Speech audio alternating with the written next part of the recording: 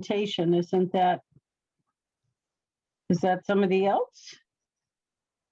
Oh no, that's probably Jeff right there. Yeah, we're already set up for him. Okay, Okay. perfect. Okay.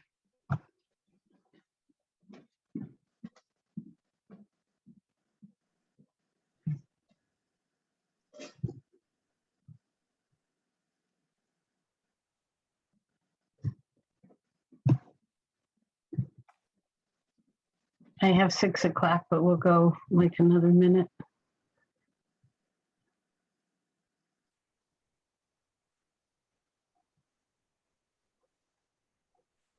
No, actually, we could start. We'll just wait for Maren to come right back. We have a quorum.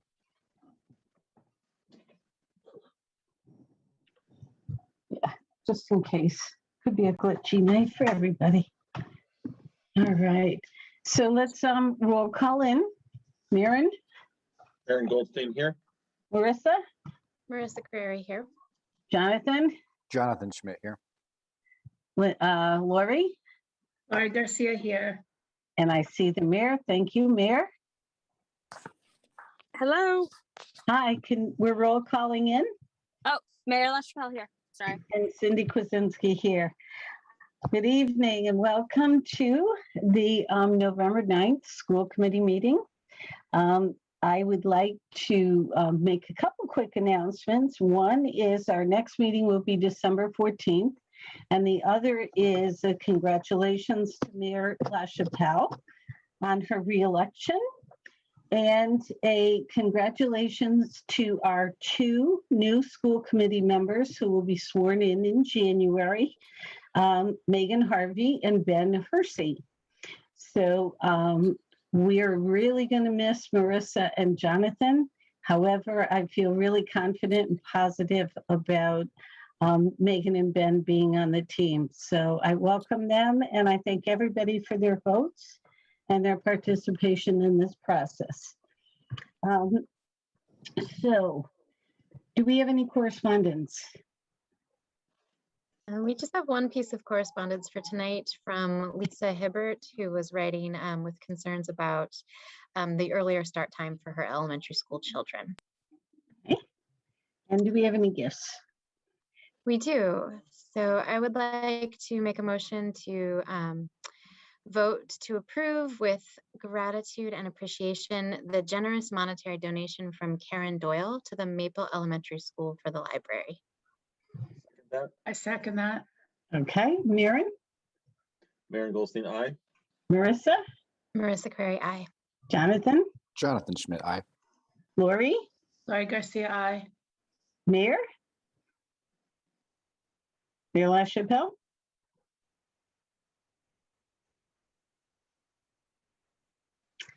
Cindy Kwasinski, aye. Sorry about that. Mayor that's LaChapelle, aye. My apologies. Great. Thank you. All right. That's okay. I had problems tonight myself. Great. Dr. Recording Leclerc, in do you have progress. any other announcements before we go to public speak? I do, thank you. Just a few quick ones. I will probably mention this again, but just to let everyone know, we will be holding a vaccine clinic for children ages 5 to 11 on November 12th from 3 to 6 p.m. and again on December 3rd from 3 to 6 p.m. That's for the second dose. That will be at Easthampton High School. And if parents are interested, they should look on our not our website, our social media, or check out the message that went home to families yesterday. And I believe children brought home flyers today. So the clinic is filling up fast. We have almost 100 children signed up already. So just wanted to let everyone know that. We are still desperately seeking substitute teachers and lunch monitors. We have a severe shortage and we have no substitutes at our elementary schools pretty much at all. So if we have anyone that's interested, please reach out to central office. And finally, we are still seeking middle and high school parents for our strategic planning focus groups, please contact Jean Libby, our family engagement coordinator, if you're interested. Thank you. Thank you. Okay, so now we're going to open up public speak. I'm going to ask that if you want to speak, you introduce yourself and keep it to 3 minutes. So please signal now. And I do not see anybody.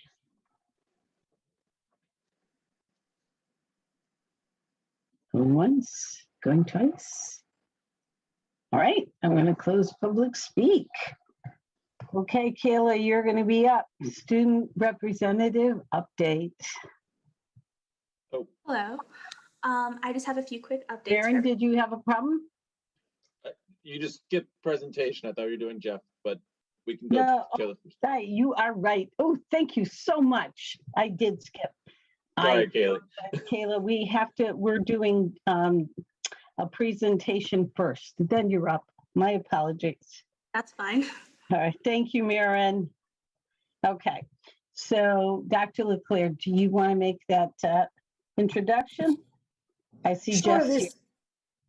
Yep, this evening we have Jeff Bagg, our city planner here. He was here last time giving us kind of a big picture view of some sidewalks and enhancements that were proposed for the Mountain View School area. And Jeff is going to be presenting a little bit more information this evening, and he is seeking a letter of support from the school committee. So Jeff, welcome, and I'll turn it over to you. Thank you, and sorry to interrupt the previous speaker there. Thanks for having me again. I came to the last meeting and we did a quick overview of some of the work that the planning department is doing kind of on behalf of the whole city. There is a really important grant opportunity that's coming up on December 1st through the Safe Routes to School program. And I think, the cities and the schools' participation in that program, over the past couple of years is important. And I thank Lori Garcia for a lot of her work to coordinate a lot of those events. That is kind of like a requirement for us to be eligible for these grants. And so it's good to know that we are eligible for this. And so the infrastructure grants cover, improvements, enhancements, or new ways for students to walk and bike to schools. And so, we've talked about this a few times as groups that, relocating our pre-K through 8 to Whitebrook, it introduces a lot of really great opportunities. There are a couple challenges that we're trying to kind of face head on. And, the planning department has been kind of looking at this since 2018 with overarching plans and sort of a vision. And so we've been working on some feasibility studies to look at alternative routes to the Mountain View School. And for a while, we were looking at this route that would take you from the rail trail up a side street, kind of entering the backside of Nantucket Park. So it's a Hisgen Avenue. And we were exploring that. It's a longer route. And when we got the study back, there are some challenges there, including the cost, which seemed significant. And we feel like that is still really important information that we'll have available to us in the future. But I think in the meantime, we've shifted to look at Park Street as sort of the other, that's a primary route now for people to get from either to downtown Williston or the rail trail up to the school. So that is going to be the focus of the grant that we're looking to submit on December 1st. And I will put up a map in a moment, but one of the key features that we're trying to flesh out is the ability to build a handicapped accessible path that would go from the Manhattan Rail Trail up to Ward Avenue, and it would bring you from the rail trail to Park Street. And the folks at Mass DOT in general conversations with them think that that's a really valuable piece of the project. and a lot of the conversations we've had is that the rail trail, you know, Easthampton's unique to have it. We're really happy and blessed to have it, but it traverses the town kind of across. And the benefit of that is that people in other parts of the city can access the rail trail. And then if they can get along the rail trail and then safely to Mountain View, we'll actually have done something that's really important, which is make these connections. So the couple of the neighborhoods that I think about and that we talk about are like the New City neighborhood or the Pleasant Green neighborhood, which are kind of around the Mill district. They have ready access to the rail trail. And if we can build this connection that would provide the safe route from the rail trail to the school, then we'll be able to bring people from across the other side of town to the school without a car. As Dr. Leclerc said, I'm here to solicit, you know, the school committee's support. What I'd be asking for is a letter. I don't know if it got transmitted to the committee. It was a little bit late. It came today, but there's a draft available to share. But first, I just wanted to show the route and a quick map just to get everyone oriented. So the map here, you should see a couple different colors. The red represents, you know, Williston Avenue, which goes up along the cemetery, hooks down, and then that kind of creates the car entrance to Nonotuck. The orange path here traverses the Phillips Manufacturing Company's parking lot, which is really a common route right now for people to cut across that parking lot and then up Hiskin Avenue and kind of around the entrance to Daly Field. That was the route that we were primarily looking at for quite a while. And Williston kind of, you know, was communicating with us for a couple of years, and then they recently said that they do not really want, they wanted us to go around. So we kind of diverted that path into Nonotuck, and it brings you down into Nonotuck. There's a first pavilion where we would take a right and get to the first baseball field and then come down at the back of the school. It's actually a reasonable trail network, and especially the part from Nonotuck to the back of the school is utilized. But the cost estimates that we have right now for this are between $3 and $4 million, which exceeds sort of the Safe Routes program. You know, the limit right now is $1.5 million. And, you know, given some of the constraints, the potential distance, that this is a little bit longer and a little bit less intuitive. And then, you know, we've been gathering feedback from people, and there was a fair number of people who thought that before we venture off into the woods and create a new path that doesn't exist today, like that we should really focus on our existing infrastructure and the existing sidewalks and kind of the Park Street route, which is probably what most people would assume would be the path to the school. So in light of that, we shifted focus to the yellow line here. This hook down here by Ward Avenue it's a pretty critical piece of the puzzle. Our landscape architecture firm that we're working with has taken a preliminary look at this and thinks it's feasible to bring a gentle sloping path from the rail trail up to Ward. And that's that key connection that if we can make that and incorporate it, you know, one of the criteria of Safe Routes is to increase the number of students who would be likely to use the path. And that's the critical way we would do it. Then the sidewalks along Park Street are historic. So that's a fancy way of saying they're pretty old. They don't meet ADA compliance. They're narrow. And although in some places they're set back from the road, which is really, that's a total benefit. As you get closer to the school, the sidewalks are basically right at the back of the curb. And that's a standard that we would try to be making better by kind of separating the sidewalk from the road, the traveled lane. And so that's a criteria that Safe Routes supports. And so the idea would be to bring the project to the limit of the roundabout, where, if you're familiar, you know, the school constructed a 10-foot wide path all the way in. So that's kind of the target that we're shooting for. I did want to, I have been kind of going around, so I went to the rail trail committee last night, and they're very supportive of this idea. The important thing I think I would say for the school committee, the school administration, and anyone who happens to watch this is that we're definitely looking out, you know, 4 years from now. The process to go through with Mass DOT is extensive, but there's a lot of design, you know, issues with Park Street. So there's significant old trees that we want to. Our first attempt would be to preserve the old trees and carve a path that preserves as many as possible.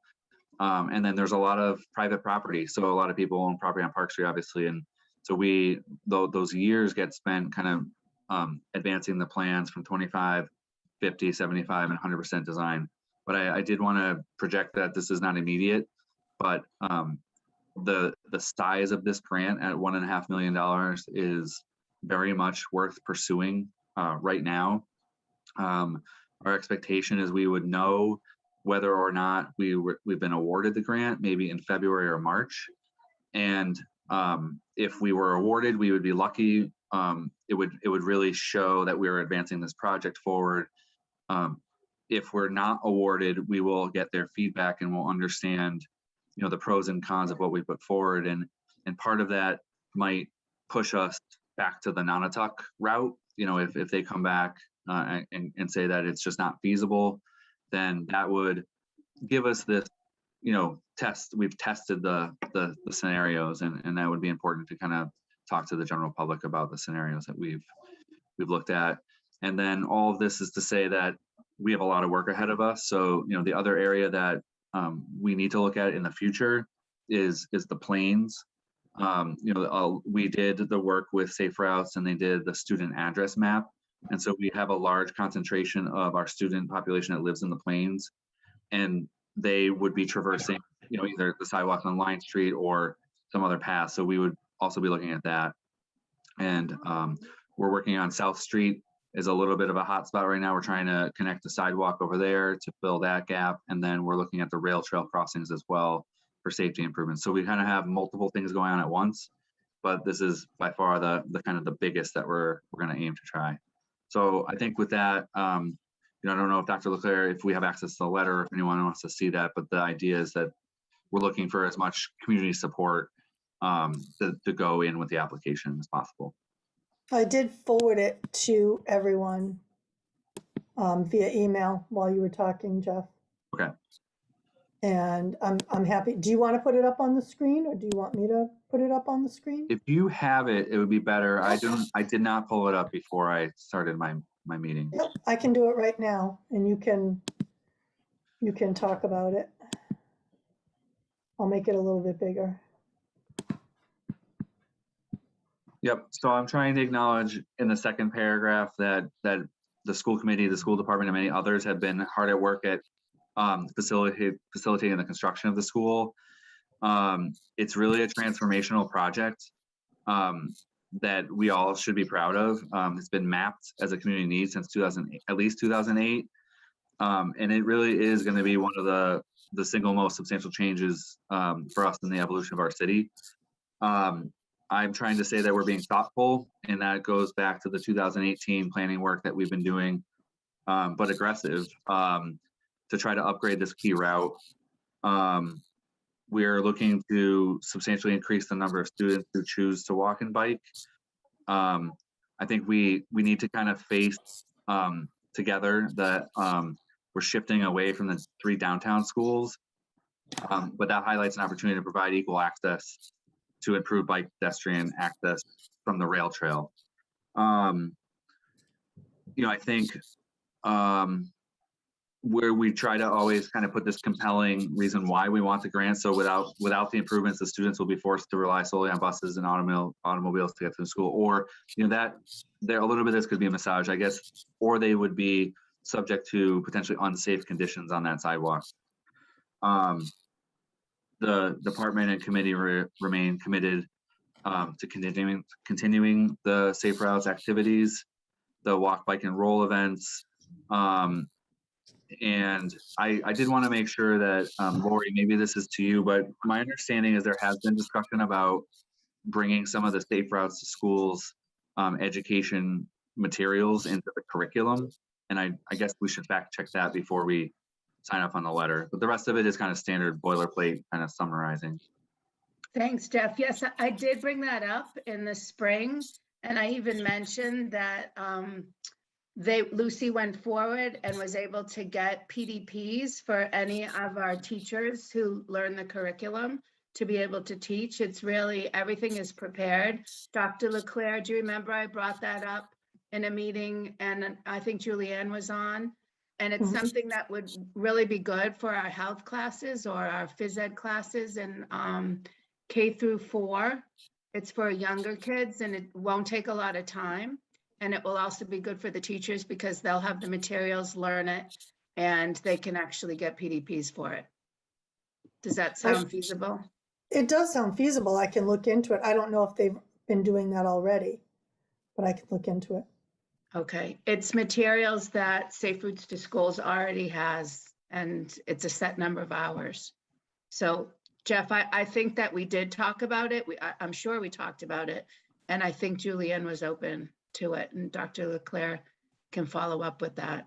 So I thank you for doing all of this. And would you like me to make a motion to see if the committee will vote to support the letter? Well, are there any questions beforehand that anybody has? I have another question that's not regarding the letter. So I think we could do the letter first, and then I wanted to ask Jeff a question. Okay. Are there any questions about this? Well, I think I would just make a question / statement. I mean, this is demonstrating that we are in process, right? We've looked at one route.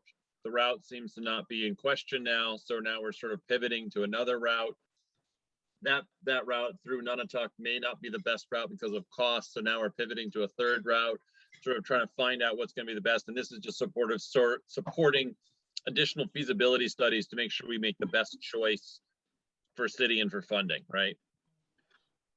Yeah, and if I understood you correctly, I mean, we've been charting these out for a while, and I think it's a little close to the deadline, I will admit. But I think it's become clear that the Park Street route is the best fit for this funding source at this time. So, you know, we will also, so at the tail end of that was some other funding sources that, you know, I can see this idea of pursuing some other funds to connect the back of the school to Nunatak, but it's a better fit for the Mass Trails program where they're looking for that last missing connection piece to add. So I think at this time, this is the best avenue to pursue. And I think the other feasibility studies are not lost. I was just reading today, like the discussions of infrastructure bills and additional money coming forward for various projects and purposes. The feasibility study will always exist. And I think we will, we'll reconsider it, especially if we don't get this round. It's valuable information that we have. Any other questions? Comments? I think you've more or less answered the only question I really had, which was why was the park so cost prohibitive? But I understand, you have to, I think, create a lot more from scratch than you're going to on Park Street. So that makes sense. It's a little disappointing to think that, kids are going to be walking down the busy street instead of through nature, but I certainly hear your perspective and desire to continue to explore that connection. And I think, having Mountain View as close to Nunatak as it is, that making that, geographically, making that connection is still valuable in the future. But I certainly respect and appreciate, the work that you've done to figure out what makes the most sense for this funding. Thanks. And I know this committee wants to move on. I think the thing about the Nunatak route is there's a lot of road reconstruction and there's a lot of utility relocation, and those two things are not eligible for funding through Safe Routes. So it increases the cost for the city, whereas Park Street it's mainly just making the sidewalk bigger. There may be a section closer to the school that we do talk about road changes, but it's much more limited. So that I think the presumption is that's going to reduce the cost. And I think nothing would say that we do Park Street and then we don't do something else in the future. I think just the very logical, conservative people, would normally expect us to fix the existing infrastructure we have. And I think we need to, I was hearing a lot of that, in the past couple of weeks about people really expecting that to happen first. And so the way that I work is we'll get this in motion, and then I think we'll pursue these alternative routes kind of in the next few years as we go. Thank you. Anyone else? Okay, Lori. Thank you. I would like to make a motion that we sign on to this letter of support to Mass Department of Transportation Safe Routes for Schools. I second that. To- All right. Any more discussion? Okay, Maren, Maren Goldstein, aye. Jonathan, Jonathan Schmidt, aye. Lori, Laurie Garcia, aye. Mayor LaChapelle, Mayor LaChapelle, aye. Marissa, Marissa Carreri, aye. and Cindy Kuzensky, aye. All right, thank you, Jeff. Can I just ask that one question? Yeah, before? Absolutely. And Jeff, I'm sorry, but I haven't had a chance to go look at what somebody told me about because it was just 2 days ago. But one of my neighbors was expressing grave concern that where the new roundabout is and the sidewalk is, the embankment that goes down has no guardrail and there's just gravel there. And they were expressing, as I said, concern that it's very dangerous because it's narrow enough without having any type of barrier that kids could fall down there. Do you know where I'm referring to? I do know where you're referring to, and I guess I would ask Dr. LeClaire. My understanding is the school building committee has talked about that, and I would ask Dr. LeClaire first. I know it's just enough to be dangerous, so I don't. Yeah, we have our fence going in there. Okay, Yeah. thank you. Thanks. Hey, well, thank you. All Great. right. Well, So I apologize, Kayla. Now on to our student representative update. It's fine, no worries. So I just have a few quick updates for everyone. First off, our homecoming dance will be this Saturday, the 13th, from 7 p.m. to 10 p.m. And student council members will be setting everything up that day from 2 p.m. to 5 p.m. We are currently on our second day of Spirit Week. So Monday was Country versus Country Club Day. Today was Decade Day. Tomorrow will be Anything But a Backpack Day. And Friday will be our class color day.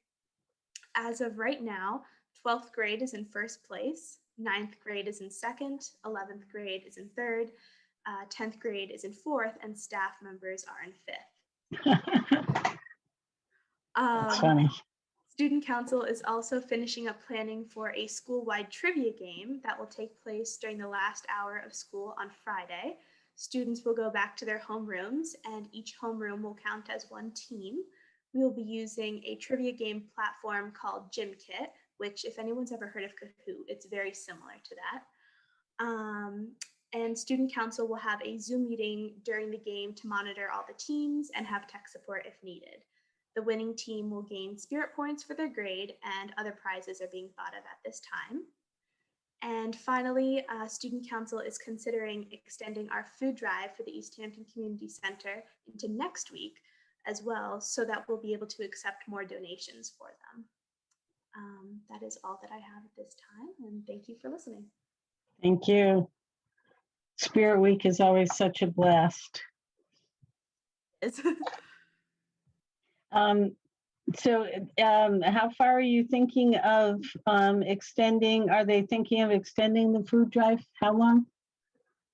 Into next week, probably Okay. the whole week. Okay. We're just thinking of doing this because obviously Spirit Week takes up like a lot of, people are just thinking of Spirit Week a lot. Right. So they're not necessarily thinking about a food drive as much. So we thought that if we push it out for another week, we'd be able to get more donations. Yeah, that's a really nice idea. Thank you. Thank you You're so much. Okay, do we have a policy update? All right. I know we have a finance subcommittee update. So Maren? Yes, we do. Give me one moment, please.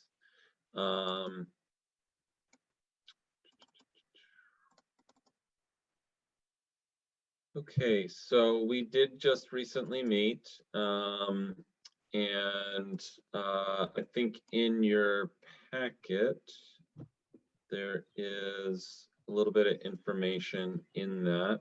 Let's see where that is. It was shared out with the agenda. So if you That's can right. find that email.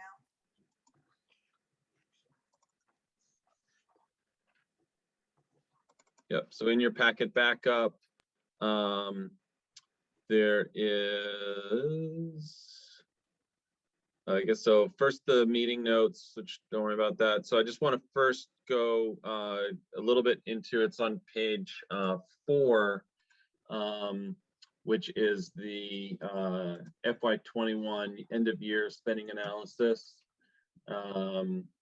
So just want to cover a little bit of that. Overall, spending was dropped significantly, but we were able to meet sort of all of our state requirements in terms of net school spending. But overall, the spending did drop significantly, $4.7 million because of COVID last year. So we were able to a number of different things. Let's see, I just want to, we are required to meet our circuit breaker, and so that funding was carried forward to cover those requirements. One of the things that I want to point out on this piece of information, though, from our choice funding, is that it looks like right now that we have a $2.1 million balance, but actually that is includes a significant amount of funds that are already earmarked to go out. Those are funds that are covering staff stipends that were, or salaries and such that were increased last year after the negotiation, as well as increased for, primarily for the union negotiation pieces. So that's both last year and this year that still need to be brought forward because we're just in the process of finalizing the signatures on those things. And so there's a significant amount of money there that is going to just quickly be spent out to our staff and teachers within the union contract. A number of the other funding sources that came in and out, we don't have to go through all of these. Chapter 71 is bus fees. Chapter 44 is sort of around lost book fees and things like that. So there was some funds that were collected and some funds that were then turned around and spent. I think the biggest piece that's sort of ongoing right now is obviously transportation is very much a topic. There's the advantage that we have right now is that we are right now heading into putting out a contract on transportation. And so that will be going out. We're sort of there. The current transportation company is actually doing analysis for us with us around the new school and the impact that that's going to have starting next September. And so they're doing those analysis in terms of number of students, fleet size, routes, things like that, as it shifts from the elementary schools to the Mountain View School. So they're doing that work right now. And then we anticipate getting that back and then being able to turn around and put that out for the next 3-year bid for the contract and hopefully get some good interest from the area. So that we can have, get a good rate for what's coming. Obviously, we're seeking to increase probably a number of buses, and so that's going to increase costs as well. So that's sort of the big piece that's sort of coming out of the annual analysis. And then in terms of this current first quarter, things are pretty much on track, and most things are working out as anticipated. So nothing major to bring forward at that point. Thank you. Is there any questions that anybody has? Okay, thank you very much. Right, thank you. All right, do we have a collaborative update? Just that we're scheduled to meet next week. And I anticipate that will be the last one of the year. Next week? And then there's not a December? It's usually every other month anyway, so they'll meet again in January. And Okay. I'll make sure you folks are ready to send somebody to it. All right. COVID advisory update. We have not met since the last time the school committee met, but our COVID cases continue to be low, if not non-existent, and we have no in-school spread. It's all from families. So things are going well. Let's hope it stays that way. Do we have a safety update? No, we don't at this time. Okay, and a wellness update. There's no wellness update. I would just like to say right now, because the public does realize that Shannon Dunham has been seriously ill, and we all are praying for her, and the community support is wonderful. So I don't want to speak to details right now, but she isn't present, as people can see. So if anyone has any specific questions or concerns, they could reach out to one of us via email. And there are Facebook groups and GoFundMes and a lot going on. But I do want to recognize that we do miss her dearly, and we await her return, and we're praying for her. Thank you. Okay, superintendent update. Thank you. So the only thing I have on the agenda this evening is a brief presentation on my goals. So let me bring that up, and let me just switch. And not to be deceiving, it says district goals. And so my goals are normally the district goals. They mirror the district goals. And they're also the goals of the administrative team. So it's kind of a trickle down process. So my goals are not simply my own, but they are for the entire team. And just a reminder that we've pushed them out. These goals, you'll see some redundancy to previous years because goals are not usually something that are quickly accomplished, but rather big picture ideals. So these are multi-year goals, and what will change each year are some of the action steps and benchmarks as we move through. So let me share the first goal. The first goal is something that this team has, this committee rather, has emphasized in the past. And I think that we've noted publicly it's a big challenge in our schools right now, the idea of social emotional learning. So it really was imperative that we have a goal that the entire district is working on around social emotional learning. So the goal is to identify and develop an action plan to best address student needs in the area of social emotional learning through a multi-pronged approach, including staffing, including curriculum, and including practices. I didn't include all of the action items. There are 10 action items this year on a separate document that I'll share with the committee, but things, some things that we've already talked about, such as the creation of an SEL position in our schools for next year, funded through ESSER funds, not through the community. but we really feel it's extremely important. So we've been spending time this year talking about it, what it might look like, how it would work. We've just recently created a job description.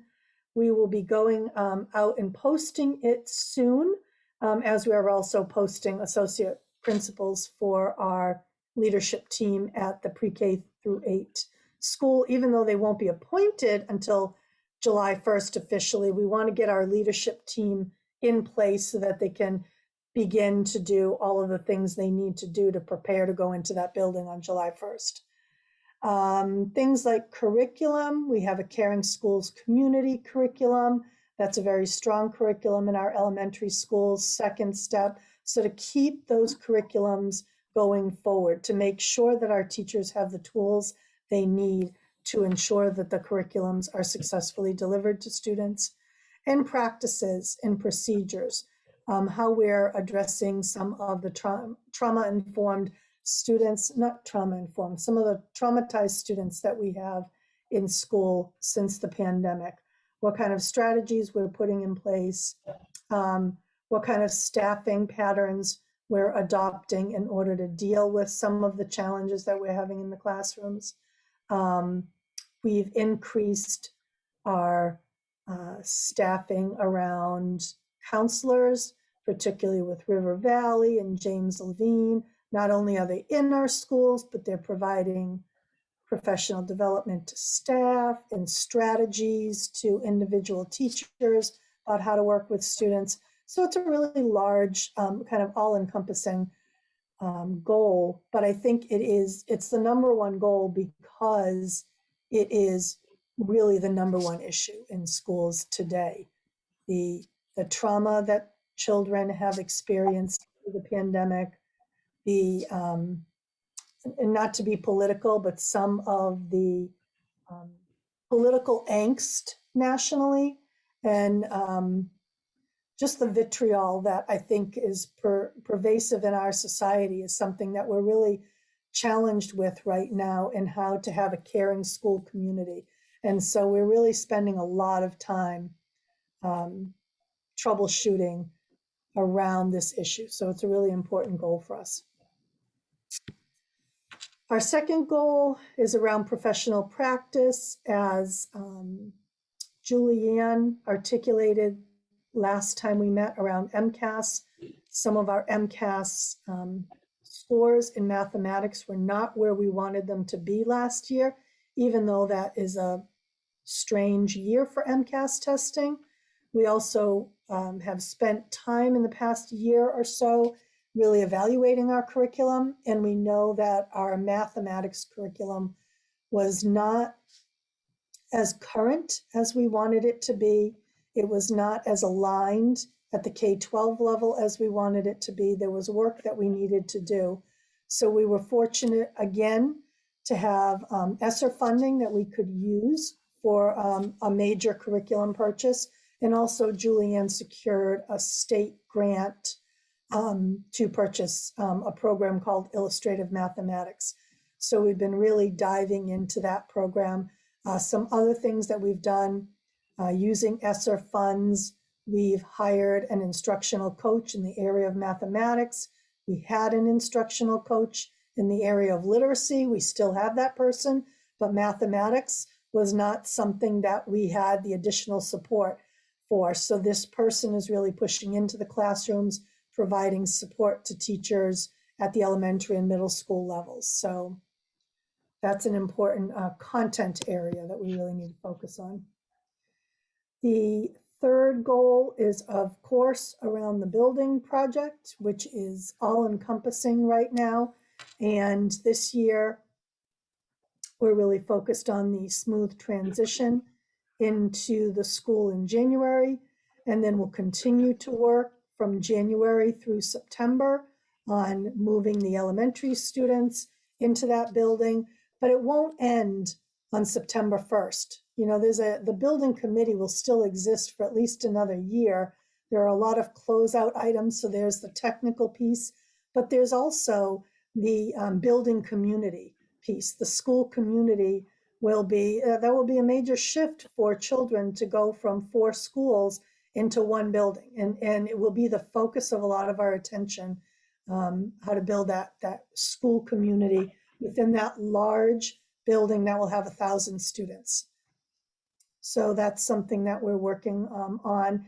And just in case people don't realize, we have a Mountain View Consolidation Committee that's made up of staff and leadership.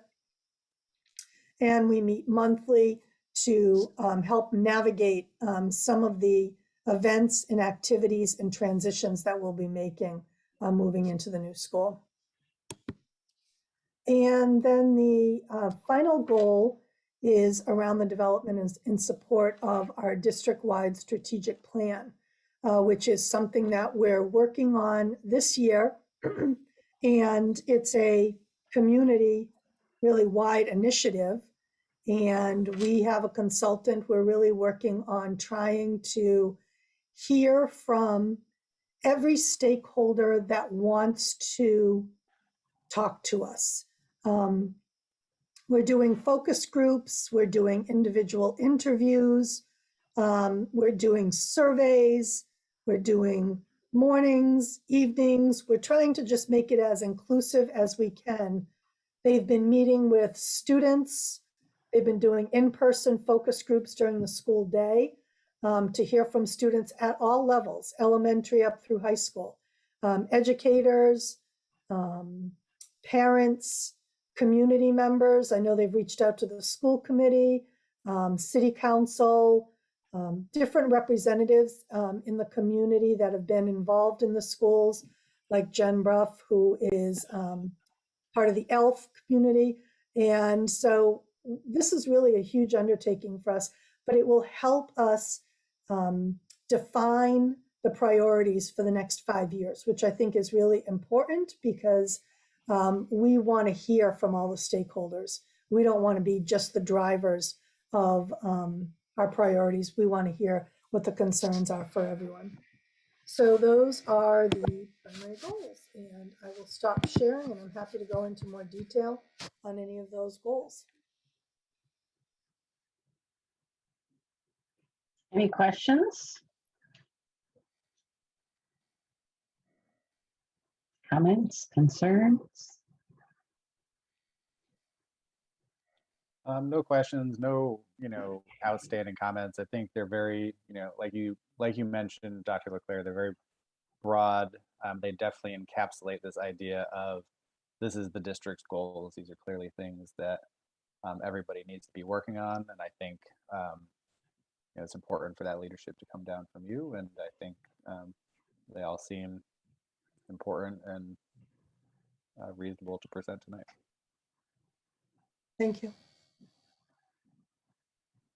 Okay, so do we have a motion to approve these goals? Move we approve Dr. Leclerc's goals as presented. I'll second that. Okay, any more discussion? All right, Maren, Aaron Goldstein, aye. Jonathan, Jonathan Schmidt, aye. Marissa, Marissa Curry, aye. Lori, Laurie Garcia, aye. Mayor LaChapelle, Mayor LaChapelle, aye. and Cindy Kuzensky, aye. All right, thank you. So now Thank you. we are on to our matters for action. That's you, Marissa. Pulling it up here. That's okay. All right, so I make a motion to approve the minutes of the October 26, 2021 meeting. I second that. Maren, Aaron Goldstein, aye. Jonathan, Jonathan Schmidt, aye. Marissa, Marissa Curry, aye. Lori, Laurie Garcia, aye. Mayor, Mayor LaChapelle, aye. Cindy Kuzensky, aye. Motion to approve school payroll dated 11/4/2021 in the amount of $553,695.96. I'll second that. Maren, Aaron Goldstein, aye. Jonathan Schmidt, aye. Marissa Curry, aye. Laurie Garcia, aye. Mayor Yeah. LaChapelle, aye. thank you. And Cindy Kuzensky, aye. Motion to approve the accounts payable authorization for payment dated 11/4/2021 in the amount of $741,819.38. Second that. Maren Goldstein, aye. Jonathan Schmidt, aye. Marissa Curry, aye. Laurie Garcia, aye. Mayor LaChapelle, aye. Cindy Kuzensky, aye. Excellent. Do we have anything under other? Oh, I have a couple There's- more matters of action, sorry. Did you? And I'm missing them. It looks like E's been addressed already. so E's been maybe- addressed, but I have E here. So Yep. apparently the city council voted for a number that is 37 cents different from the budget amount we had originally. Sorry, I see your hand up, Allison. Did you want to speak to this? Yeah, I was just going to try and explain. So we, as a school committee, don't normally approve a budget with cents. We usually round up on a budget. And so the budget that you approved last spring was 37 cents more than what ended up being approved by city council.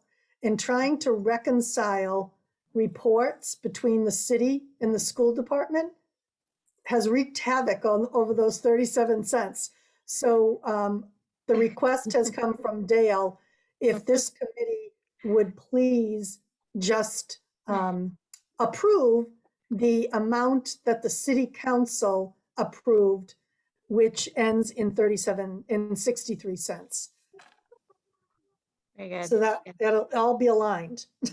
Okay, so I would make a motion to approve the budget as voted by the city council for $17,097,692.63. I'll I second that. Okay. Maren, Maren Goldstein, aye. Jonathan Schmidt, aye. Marissa Curry, aye. Laurie Garcia, aye. Mayor LaChapelle, aye. Cindy Kuzensky, aye. All right. That's it, right? So now, anything under other? This is a shocker. We are so early tonight. Do we have a motion to adjourn? Move adjourned. I second that. Wow, all righty. Go ahead, Maren. Maren Goldstein, aye. Jonathan Schmidt, aye. Marissa Curry, aye. Laurie Garcia, aye. Mayor? Mayor LaChapelle, aye. And Cindy Kuzensky, aye. Wow, that is probably the shortest one we've had in a very, very, very long time. So we'll see you all in December, and thank you so much. And happy Thanksgiving. Yeah. Likewise. Enjoy Good your night, everyone. holidays. Night, folks. See you in December.